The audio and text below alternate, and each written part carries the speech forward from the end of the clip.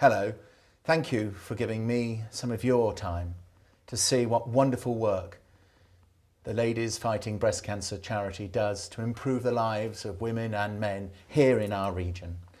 You know, so often the money that people give to charity goes down to headquarters in London and then never comes back to make a real difference to people's lives where it matters, on the ground. Ladies Fighting Breast Cancer doesn't do that. It takes every penny you give, all the goodwill, all the support that you give, and it stays here in Birmingham, here in the West Midlands, changing people's lives for the better, with equipment, with support.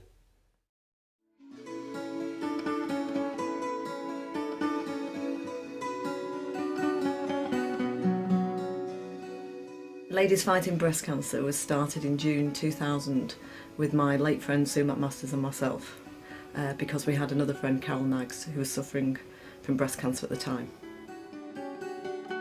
We didn't know what we wanted to do, we just saw her going through a horrendous time. Sadly, because she wasn't diagnosed early enough, had she had a diagnosis earlier, more things could have been done for her. Sue and I raised some money, and the money was sent to a national well-known charity who promised us faithfully they would send it back to the Midlands. Very sadly, we didn't receive the money, and this inspired us both to go down to the QE and start our own charity, where we knew the money was going to be spent on equipment for girls in our area. Unbeknown to me at the time, Sue McMasters was just starting her journey.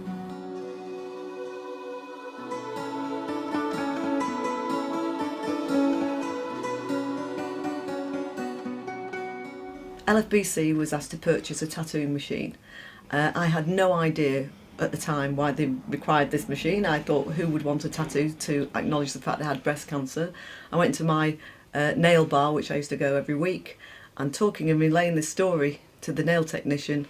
Chris was in, waiting to have her appointment, overheard the conversation and said that I'd changed her life. I'd had breast cancer and I had a reconstruction, but no longer had a nipple, and was overwhelmed when the Queen Elizabeth Hospital offered me a tattoo, which would obviously make so much difference to me. In fact, I was staggered how much difference it made. With Chrissy's enthusiasm and the fact that she was a professional fundraiser in the past, what the difference has been to Ladies Fighting Breast Cancer is from £42,000 a year to £150,000. So you can see she's been invaluable to the charity, and we've also had fantastic fun along the way. So then the ticket money is pure profit. Yeah. Our ambition with Ladies Fighting Breast Cancer is to provide the Queen Elizabeth Cancer Centre with the finest equipment and the most up-to-date, because breast cancer cannot be prevented. It can only be caught early, and if that happens, then obviously the survival rate improves dramatically. Over the years, the ladies have raised a huge amount of money and bought a wide range of equipment, such as the mobile breast screening unit. Most of this would not have been available by standard NHS means. I was diagnosed with cancer in both breasts and the lymph nodes. At first, I was okay with it. I'm not one of these people that think cancer killed you, and I was all right.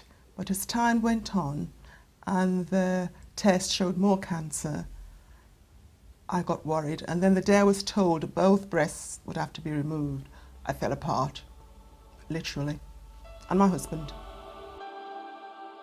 Fortunately or unfortunately, I'd got large breast, 36 double G, and sort of the standard test just could not find the problem. So that equipment for me was vital. It's going to wipe the skin, it's going to be cold and wet. With this technology, we can biopsy very tiny abnormalities that we see on the mammograms very accurately and get good tissue sampling for good analysis with the pathology department. That's fine, we've finished. Ladies Fighting Breast Cancer have provided superb equipment for us, so we can offer state-of-the-art imaging and diagnostic techniques. For me personally, it means that I have a lot of job satisfaction, because I know that I can offer patients the best technology that is available. Without the equipment, the diagnosis, the treatment, I wouldn't be here now. And I did say at the time, do I really want to do this? Can I do this? And he said, well, the treatment is there. We've used all our most expensive equipment. We've diagnosed you. We're going to do everything to succeed. We want to succeed. It's up to you, but we can't do it unless you say. And I thought, well, they've spent all this money. They've used all their expensive equipment. I've got to go through it. For them, for me, for my family. We're all doing this to succeed. They want to succeed, so do I, and I think I will. Who am I thinking about? Carol and Sue.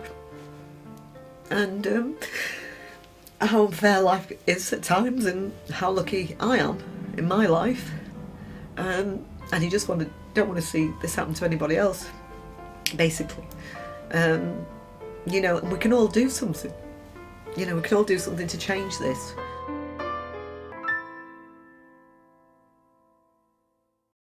We had to decide how we were going to raise this money, but not only obviously raise money, but also awareness of the disease, so that men and women are diagnosed at the right time. And one way is by having events. The idea is tonight that we have a party, we celebrate life, that's what it's all about, isn't it? And we have various things. We have karaoke evenings, we have brunches, and there always seems to be champagne involved somewhere, and fashion shows, anything that we think will stimulate interest and obviously produce the funds, but also really everyone should have fun, and it's a celebration of life, and that's something we feel very strongly about. I just can't believe that they can just keep going from strength to strength with the amount they do and the amount of money that they raise for us, but people are so generous on an individual basis, on a business basis. It's just stunning really, especially in the present climate. So thank you. Thank you for your time. Thank you for your generosity. Do you know every penny you give will really make a difference for the better to the lives of men and women here in our region. Thank you very much.